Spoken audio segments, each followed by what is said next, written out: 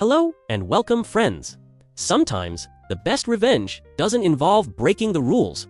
It involves following them exactly and watching the fallout from a front row seat. Grab your popcorn. These stories prove that sometimes sweet karma comes with a side of cold revenge. Hit like, subscribe, and stick around. You'll love what happens next. This is about a family who moved into a neighborhood where houses were packed tight, too tight for their liking. They hated that their neighbors could look straight into their kitchen, so they decided to plant a wall of greenery for privacy. It cost them thousands, but they thought it was worth every penny for a little peace and quiet. A week later, the parents woke up to find their brand new plants completely chopped down. Furious, the father stormed down to the neighbor's house to find out why. The neighbor smugly told him the plants were on his property line, so he had every right to chop them down. He even warned that if they put anything on his property again, he'd report them to the authorities immediately.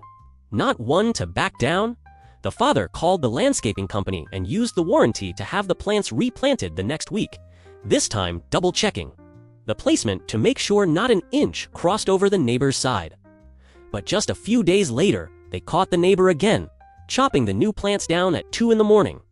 This time, they called the police for destruction of property. After a visit from the cops, the neighbor agreed to hire a professional to mark the exact property line. A few days later, the family came home to see orange tape marking the neighbor's yard. But the surprise was all his. Turns out, his fence was 11 feet over their property line. They watched as he angrily tore down his fence, furious that he now had to give up a quarter of his backyard. In the end, he had to pay almost 10 grand for destroying their plants. And the family got their privacy back, and more yard than they ever expected. Next time, he should measure twice before cutting. That backyard ego trip cost him a fortune. This next one is about a construction crew who proved that sometimes the boss needs his own rules thrown right back at him. I do construction and we start fairly early. Boss got tired of people walking in at 6:05 or 6:03 when we start at 6 o'clock. Up fairly quickly. So he said, if you aren't standing in front of me at 6 a.m. when we start, then I'm docking 15 minutes from your time for the day.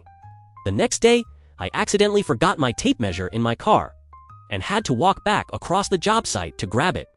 Made it inside at 6 o'clock. Boss chewed me out and told me he was serious yesterday and docked me 15 minutes. So, I took all my tools off right there and sat down on a bucket. He asked why I wasn't getting to work, and I said I'm not getting paid until 6:15, so I'm not doing any work until 6:15. I enjoy what I do, but I don't do it for free. He tried to argue with me about it until I said, if you're telling me to work without paying me, then that's against the law. You really want to open the company and yourself up to that kind of risk? Maybe I'm the kind to sue, maybe I'm not, but if you keep on telling me to work after you docked my time, then we're gonna find out one way or the other. He shut up pretty quickly after that, and everyone else saw me do it and him cave, so now they weren't gonna take his crap either. Over the next few days, guys that would have been 1 or 2 minutes late just texted the boss, hey, sorry boss, would have been there at 6:02 and gotten docked. So I'll see you at 6:15 and I'll get to work then. And then sat in their cars until 6:15 and came in when their time started. So between people doing what I did or just staying in their cars instead, he lost a ton of productivity and morale. Because he decided that losing 15 minutes of productivity per person and feeling like a big man was better than losing literally 1 or 2 minutes of productivity.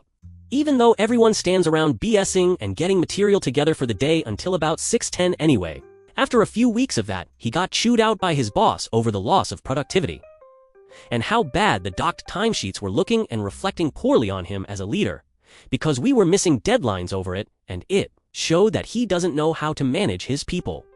And then suddenly, his little self-implemented policy was gone and we all worked like we were supposed to and caught back up fairly quickly.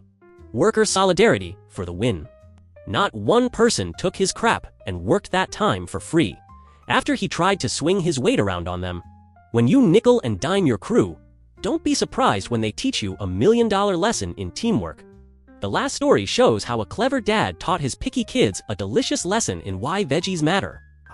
The kids always complained when mom made her famous chicken soup. There are veggies in here. We hate veggies. They make us sick. And they wanted her to pick them all out by hand.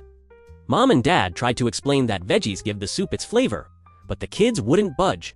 So Dad made them an offer they couldn't resist. Tomorrow, I'll make the soup. And you can choose what goes in it. The kids loved the idea. At the time, the next day, Dad filled the pot with water, laid out all the usual ingredients, and called the kids over.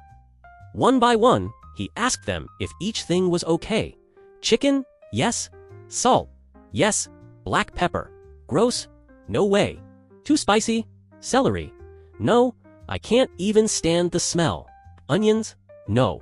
They rejected parsley, bay leaves, every veggie and spice until all that was left was chicken, water, salt, and noodles. Dad cooked up their custom soup and served it proudly.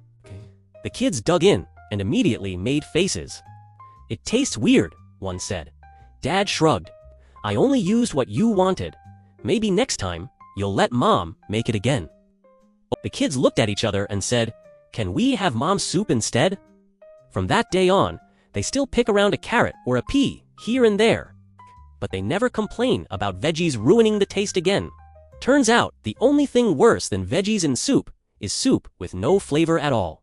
If you loved these stories of neighborly payback, workplace justice, and parenting genius, share this video with someone who'd appreciate a good dose of real-life revenge. Don't forget to like, subscribe, and stick around for more, because karma never gets old.